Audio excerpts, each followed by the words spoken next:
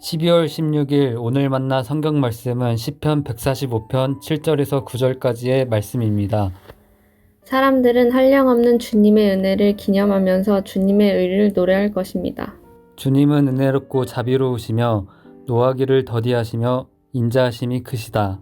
주님은 모든 만물을 은혜로 맞아주시며 지으신 모든 피조물에게 긍휼을 베푸신다. 아멘. 오늘 만나로 만나주시는 하나님을 기대합니다. 다윗의 시편을 보면 인생의 눈물과 탄식도 있지만 결국에는 하나님을 향한 감사와 찬양, 절대적인 신뢰로 이어지는 시들이 참 많이 있습니다.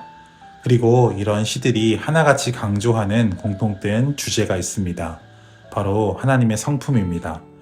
특별히 시편 145편은 다윗이 파란만장했던 자신의 인생을 되돌아보며 노년에 지은 찬양입니다. 여기서 그는 자신이 평생 경험한 하나님을 가장 선명한 언어로 고백합니다. 주님은 은혜롭고 자비로우시며 노하기를 더디하시며 인자하심이 크시다. 다윗은 그의 삶 전체를 통해 하나님은 정말 이런 분이십니다 라고 감격하며 외치고 있는 것이죠. 그런데 여러분, 성경을 읽다 보면 아주 흥미롭고 충격적인 장면을 발견하게 됩니다. 구약의 선지자 요나가 하나님께 불같이 화를 내며 불평을 털어놓을 때 사용했던 표현이 놀랍게도 다윗이 하나님을 찬양할 때 썼었던 바로 그 단어, 그 문장과 똑같다는 사실입니다. 요나서 4장 2절을 보면 요나는 이렇게 따져 묻습니다. 하나님은 은혜로우시며 자비로우시며 좀처럼 노하지 않으시며 사랑이 한없는 분이셔서 내리시던 재앙마저 거두실 것임을 내가 알고 있었기 때문입니다. 이 말씀은 원래 출애굽기에서 하나님께서 스스로를 소개하실 때 주신 언약의 말씀입니다.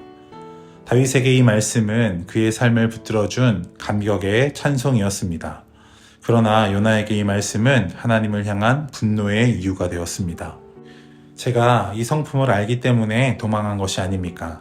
하나님은 너무 은혜로우시고 너무 긍휼이 많으시고 너무 노하기를 더디하시는 분이시니 저 악독한 니느웨 같은 도시도 용서하실 줄 저는 알았습니다. 참 아이러니하지 않습니까? 다윗에게는 찬송이 되었던 바로 그 하나님의 성품이 왜 요나에게는 참을 수 없는 불평이 되었을까요? 하나님이 다윗에게 잘해주시고 요나에게는 잘못하셨기 때문일까요? 아닙니다. 하나님은 언제나 동일하십니다. 차이는 하나님께 있는 것이 아니라 하나님을 담아내는 두 사람의 마음의 그릇에 있었습니다. 물을 담으면 그릇의 모양대로 물의 형태가 달라지듯 하나님의 성품은 언제나 선하시지만 우리가 어떤 마음으로 받아들이냐에 따라 전혀 다르게 느껴집니다. 먼저 다윗을 생각해 봅시다.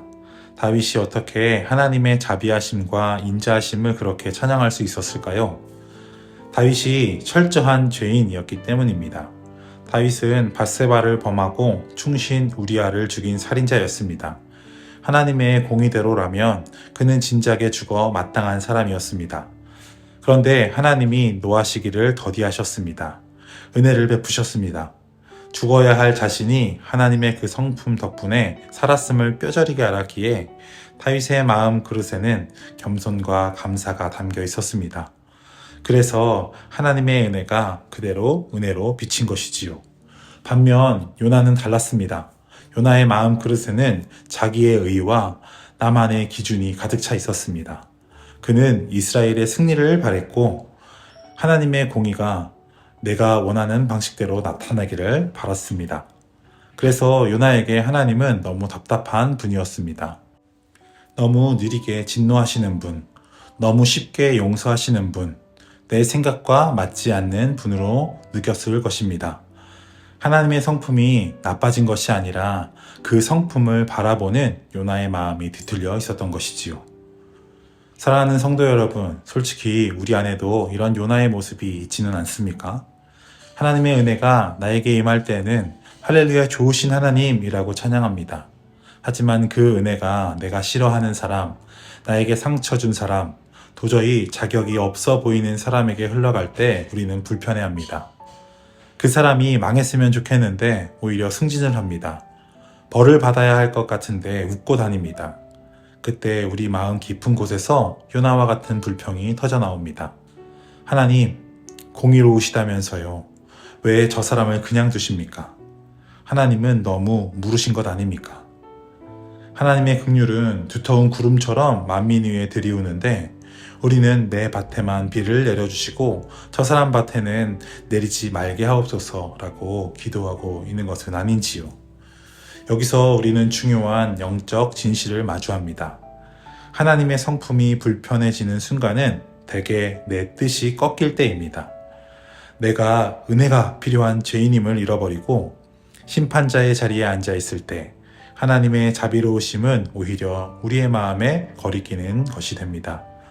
다윗은 고난 속에서도 자신의 죄악 속에서도 하나님의 성품을 찬송했습니다. 그는 자기 삶의 좁은 울타리를 넘어 모든 사람을 품으시는 하나님의 큰 마음을 받아들였기 때문입니다. 다윗은 알았습니다. 하나님이 노하시기를 더디하시는 그 사랑 덕분에 오늘 내가 숨쉬고 있다는 사실을 말입니다. 요나는 자기 민족이라는 좁은 울타리 안에 갇혀 세상을 보았습니다. 하지만 다윗은 하나님의 넓은 울타리 안에서 세상을 보았습니다. 그 차이가 하나님의 성품을 대하는 결을 완전히 갈라놓았습니다. 여러분, 우리가 하나님의 인자하심을 노래할 때 혹은 그 인자하심을 원망하게 될 때 그때 꼭 기억합시다. 변한 것은 하나님이 아닙니다. 우리의 마음이 달라진 것입니다. 그러므로 오늘 우리가 해야 할 일은 강물의 흐름을 바꾸려는 것이 아닙니다. 내 좁은 마음의 그릇, 내 판단의 그릇을 깨트리는 것입니다. 나의 기대와 고집을 내려놓고 나는 죽고 예수로 사는 낮은 마음의 자리로 내려갈 때 비로소 하나님의 은혜는 불평거리가 아니라 나를 살리는 생명의 샘물이 될 것입니다. 우리는 어떤 날에는 종려나무 그늘에서 노래하는 다윗처럼 설 수 있습니다.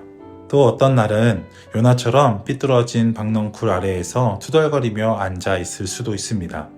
그러나 하나님은 변하지 않습니다. 은혜로우시며 긍휼이 많으시며 노하기를 더디하시며 인자하심이 크신 하나님은 지금도 변함없이 우리를 향해 그리고 온 세상을 향해 두 팔을 벌리고 계십니다. 이 아침 내 마음의 좁은 그릇을 주님 앞에 깨뜨려 드립시다. 그리하여 우리의 마음이 다윗처럼 하나님의 인자하심을 찬송하는 마음으로 회복되길 소망합니다. 기도하겠습니다. 은혜로우시며 긍휼이 많으신 하나님 아버지, 변함없는 주님의 성품을 찬양합니다.